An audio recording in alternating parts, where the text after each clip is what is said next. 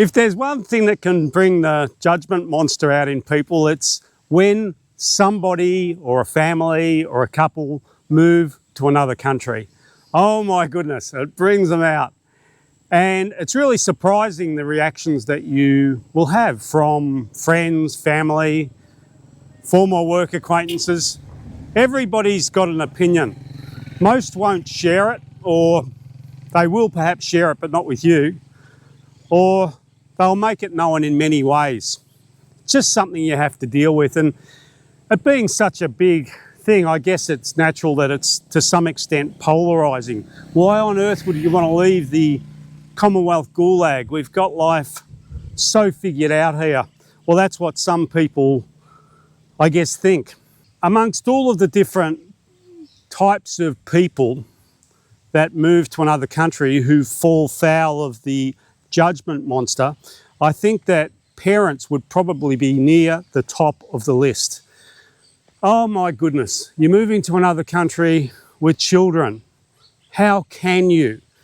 And it's not uncommon that that will be accompanied by just hysterical, ridiculous assertions, claims, just nonsense about what that's going to entail and how could you possibly do that. It's going to impact on your children in all sorts of ways, negatively and forever. And you just must be a really bad person to even consider it. Well, I wanted to make this video just as a word of encouragement to anyone out there, but particularly in respect to parents, because it is a big thing and it's a big weight of responsibility that you have to wear. I just wanted to share my perspective on this issue because it's something that we have been through ourselves. I'll talk about my family and my children. What I have very much come to realise in this process of moving to another country is that it has changed the trajectory and the direction of my children's lives in ways that I couldn't have even imagined before we left. Here comes the Chipperero man. He sells the mandioca breads. I can't get into them myself, but Brenda likes them, but that's a constant feature. But anyway, it's changed the trajectory and the direction of my kids' lives incredibly. And when I look at my two children and the way that they've turned out, I'm so delighted at the impact that travel and now settling in Paraguay has had on them. But looking forward, I can see some profound advantages that have come from what we've done. And I just don't think it gets just consideration by those who are looking on with often a critical eye. As it stands, my children are very quickly growing up in a rapidly developing country where there is an incredible amount of opportunity, particularly for people who have a global perspective, who can speak more than one language. They're in the process of still really mastering Spanish, but they're well on their way. So I can see right off the bat that they've got advantages here that wouldn't have been afforded to them in perhaps other places that we once called home. But also, what is really important to keep in mind is that my children already have their future very much secured. By the time I check out of this mortal coil, they will both have homes in their own right. I'll make sure of that. They will have a roof over their head in their name in this country forever. And that's in a country that has a high level of security in terms of your certainty of contract of your property. Sure, there's some hurdles to overcome when moving to this country and buying a property, but once you get it over the line and it's in your name, it's at least as secure as what it would be in the place that we came from. And I would argue that in some ways it's more secure. But there is certainly no problem in terms of their ownership of the properties that they will essentially inherit. And that would have been just a pipe dream in the place that we were previously living in. Most people there would be lucky to hold on to the property that they own, even if they own it outright, because the institutions are finding all sorts of weird, wild and creative ways to relieve them of the burden of the ownership of their property, particularly those people who are living in anywhere outside of the capitals. They're inventing all sorts of weird and wonderful excuses to find ways to either make it difficult to live in places, whether it's through the inability to insure or many other ways, both subtle and not so subtle, that they're kind of making sure that people are more inclined to be living in the main centres. And I imagine you out there probably have a fair idea of what I'm talking about. But here, not so. A lot of this country is outside of the capital, and those sort of tricks haven't even raised their ugly head yet here. Who knows what the future holds, but as it currently stands, we have seen nothing of the like, and ownership of property outside of the capital is secure, and it's something that I can't see changing anytime soon. So that's such an incredible leg up for any person in the world today, a young person getting into the world around the age that my children are, which aren't far off adulthood, to have the guarantee that they will have a roof over their head in their own name in what has been an incredibly stable country for a long time.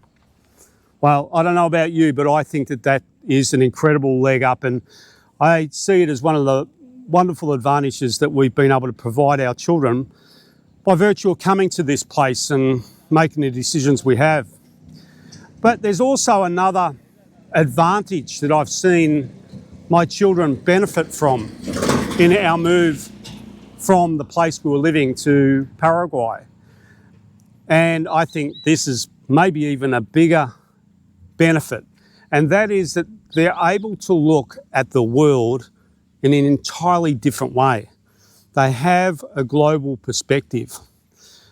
We have constant conversations about what's going on in the world, and we look back to the places that we previously called home and many others, and just watch on. And the conversations I have with my family and my children demonstrate to me that they have an understanding that really is beyond what you would expect for kids of that age. And that's because they've had the benefit of coming to other countries. And they look back at what's happening in New Zealand, Australia, and other places, and they see it for what is quite frequently the clown show that it is. The things that are going on in those countries are, laughable if they weren't so serious. But if we were there and that's all they knew, I don't know how you would explain to them that that's not supposed to be like that. It's not the way that country was, nor how it should be.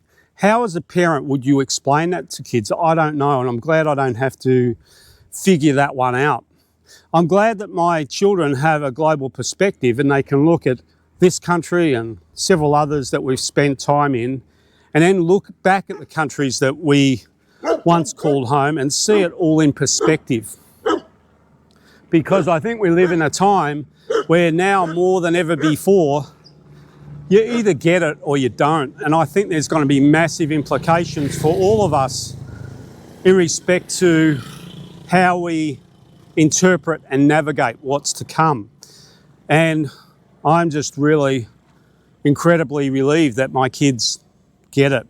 They see what's going on, they can read the play, and they see the circus for what it is.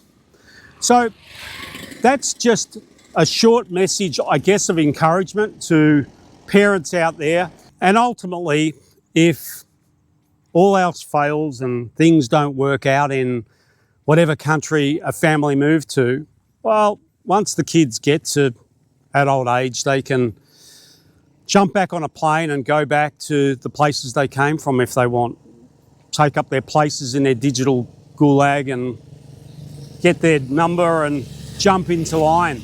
That's all available to them if that's what they want.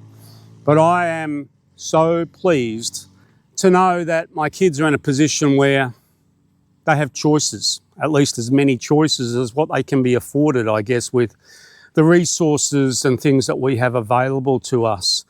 Our children will have languages, way of living, permanent residence, and a place to live. And I reckon that's probably about as good as we can give our kids in respect to choices. And I think that those will be really important things in the future. So go forth, you parents who are considering making a move, do your due diligence, take your time, get all the information that you need to, and then make a move if that's what you need to do, and leave the judges and doubters behind.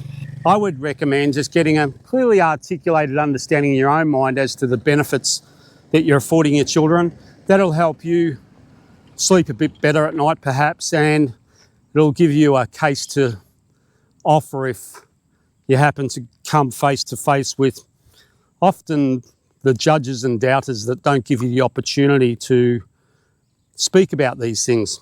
Because as I say, everyone's got an opinion, but often these opinions are voiced in forums outside of those that you're a party to, and that's just part of human nature. But whatever happens, I think that in the end we will end up where we're meant to be, and for our part, we are delighted to be here. Until next time, take care. Ciao.